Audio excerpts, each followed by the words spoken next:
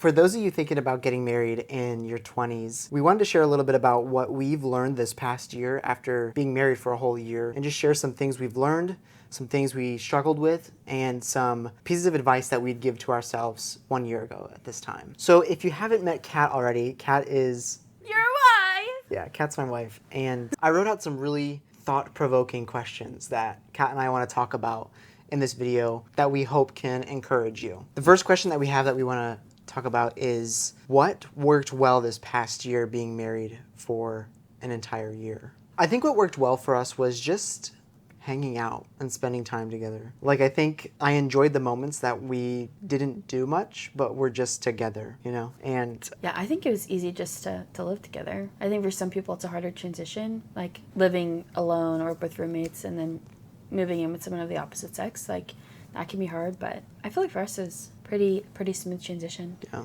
Like, I already knew you were pretty clean from just, like, dating you and, like, being around your house with the guys and stuff, and vice versa. Like, you knew that about me, so I feel like that transition wasn't hard. But I think we also had a lot of good conversations about it before we got married. But I feel like that's been one thing that's been really good. I know we split chores, so it's not like that was, like, hard. Like, you had never washed dishes before and you were now washing dishes, you know? Like, Yeah. you know? You've talked about this before, but we talked a lot about some of those major things before we got married, that when we did get married, it was easy just to dive into it. So, like, we talked a lot about money and how we both want to handle our finances. Do we want to combine our incomes? Do we want to, like, what are our thoughts on debt? And I think being on the same page really helped us share the same vision and goal for what we wanted to do long term and within the first year of our marriage. Yeah. And so I also think about, like, obviously religion and our faith values. We were both set on the church we were going to. We went to the same church before we got married, so it just, once we got married, it wasn't battle over, like, hey, so are you gonna be, like, Jewish now with me, or, like, what's the deal? Yeah. But we were both, like, followed the same thing, both going to the same church, so it just helped that transition. Yeah. That's for sure. And That's true. I think it helped us avoid some Conflict? conflict and arguments and tension that we could have Yeah. had within that first year of For marriage. sure. Yeah, I agree. Nice. Okay, so now what would you say, like, is something we struggled with or something that didn't work well that we thought, looking back, that we could have done better?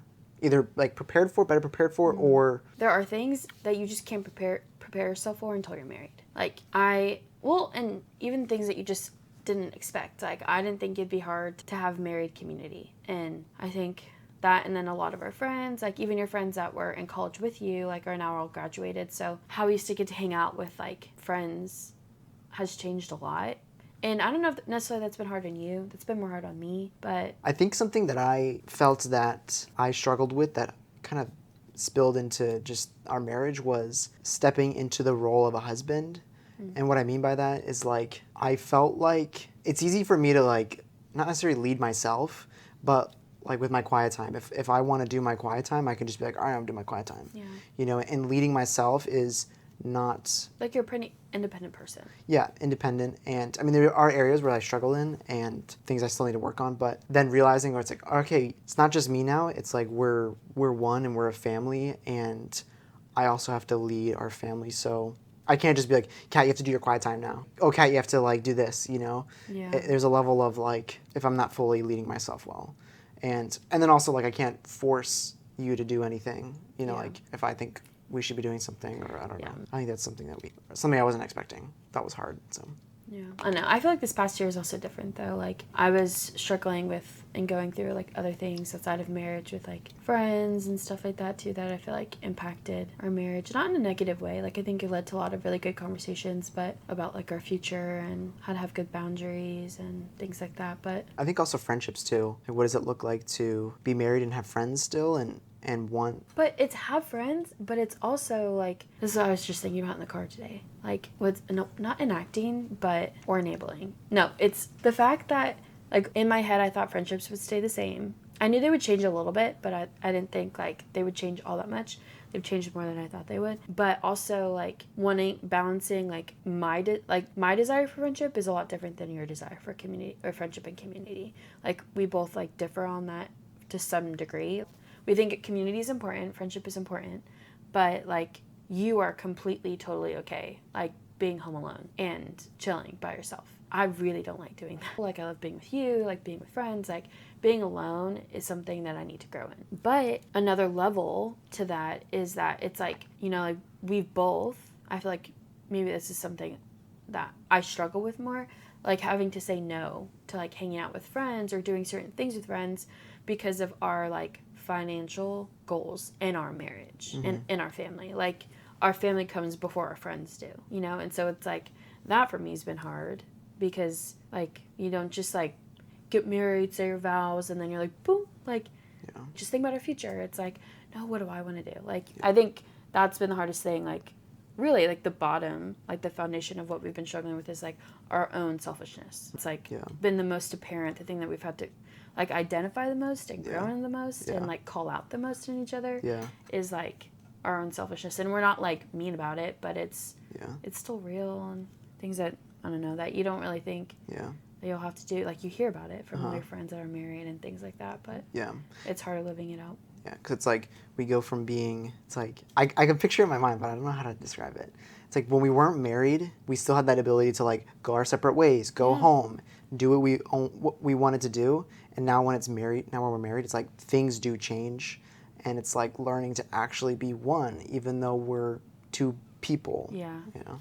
Like, becoming one is way more than sex. You know? Like, and not that, like, that's all that people talk about when you're dating, but that's what a lot of people do talk about. Like, especially Christian people. Like, Christian couples, like, that's, like, the big thing, you know? Like, sex and marriage, like, that's when you become one. Man, it's way more. Like, sex is, like, 3% of marriage. Maybe a little bit more, but... I mean, I don't know. I don't know. Yeah.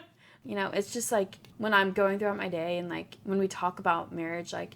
A lot of it's not just about, or majority of the time it's not talking about how we can better our sex lives. Yeah.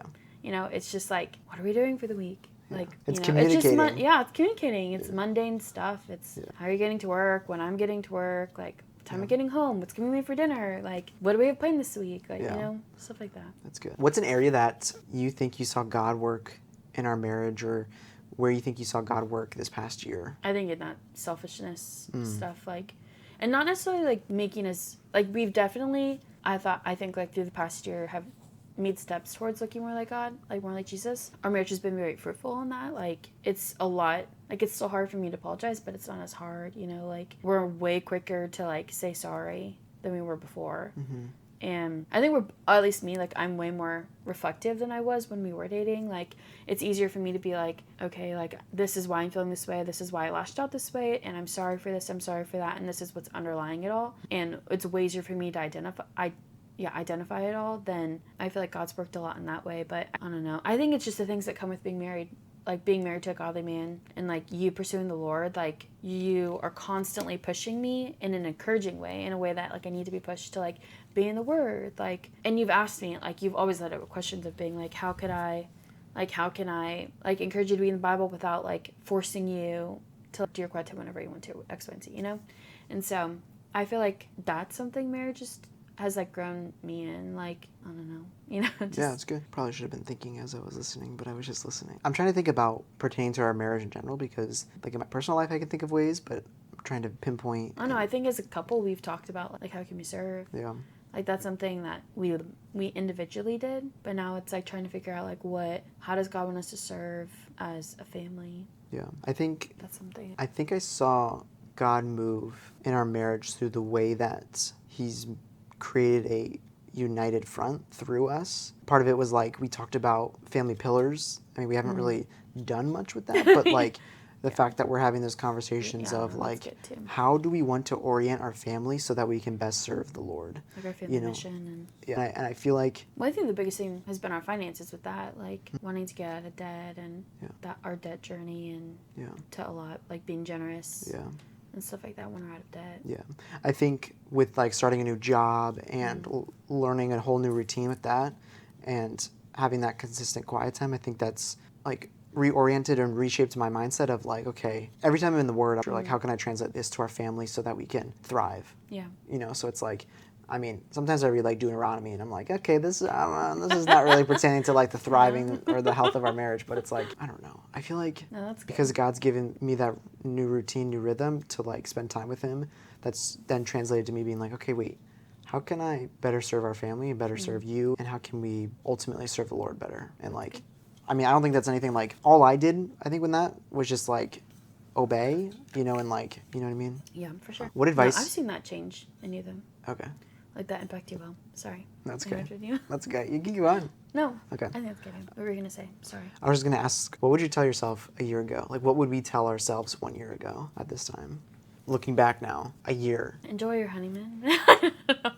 I think it's like, well, yes, I think like the year flew by. Like it really did. Yeah. A lot happened, but I know we grew, I think, a lot closer to each other, which I think just naturally happens and once you get married. But I don't know. What would you say to yourself? Wait, is it to yourself or To yourself as you okay. hop into marriage, go into marriage, walk, run, whatever, into marriage. I think I would tell myself, like, don't be so, like, stuck on or focused on, like, what you are planning almost, because it's like, I don't know. I'm trying to think how to articulate that. It's hard. Are you saying, what would I tell myself at the beginning of our marriage, knowing what we've been through the first year? I'd probably just tell myself all be okay.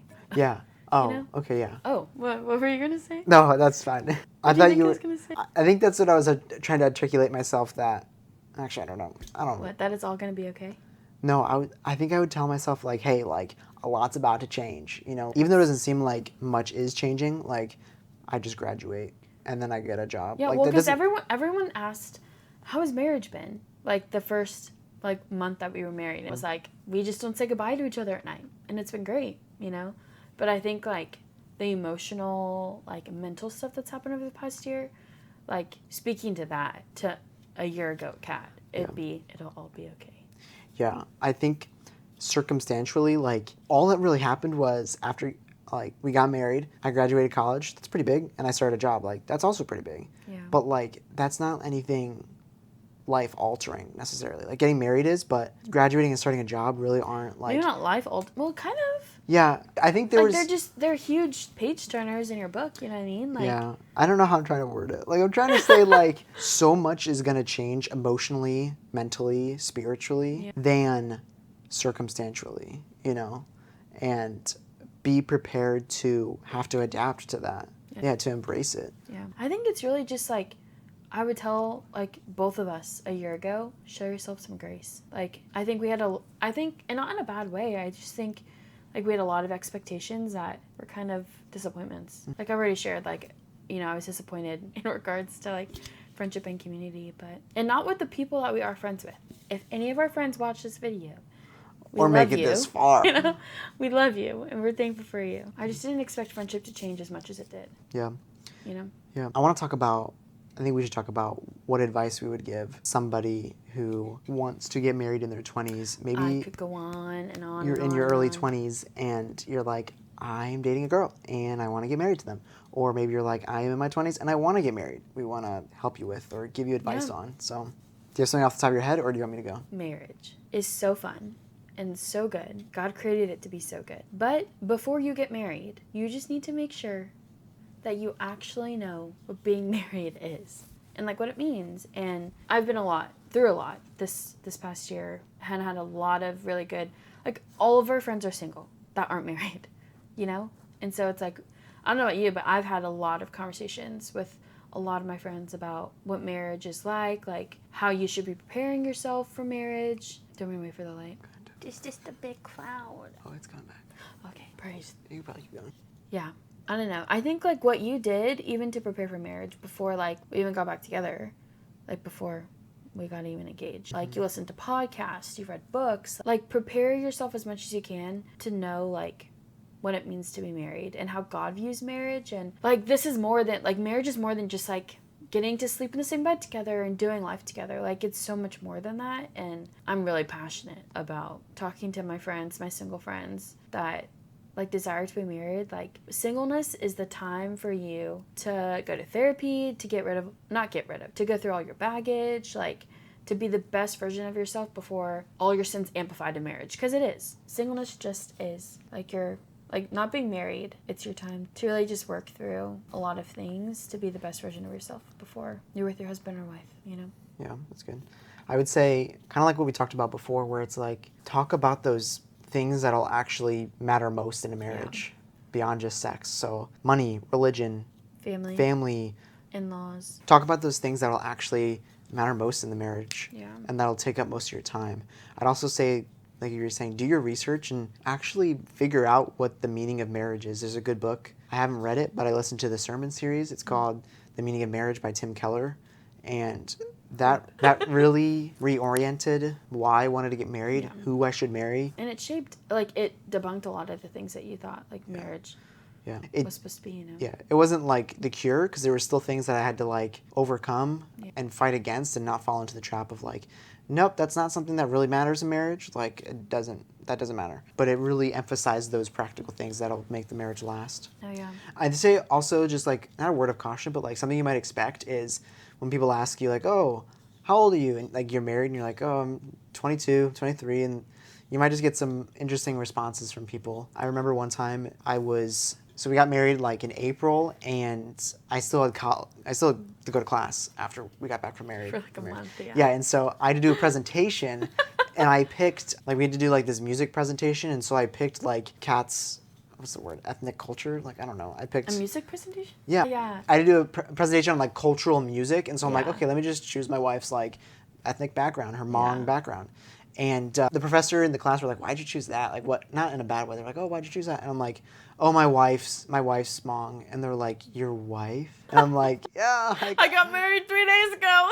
like I know it's really uncommon, but yeah, my wife. And so some of those Yeah, things no. are a little awkward at times, but that's We pretty- still have people who are like, you guys are married? Yeah. And it's pretty middle school. because we're but- like, we look young. Well, not, we actually do look young, but Leave any comments you have below about marriage. And we're not experts at marriage because we've only been married for a year, but we're learning, and maybe we can help you as you navigate wanting to get married. So let us know any comments you have. On the screen now is a video that I think you should watch next. So join me in that video over in that one. woo! Okay. Well, I guess that's a wrap.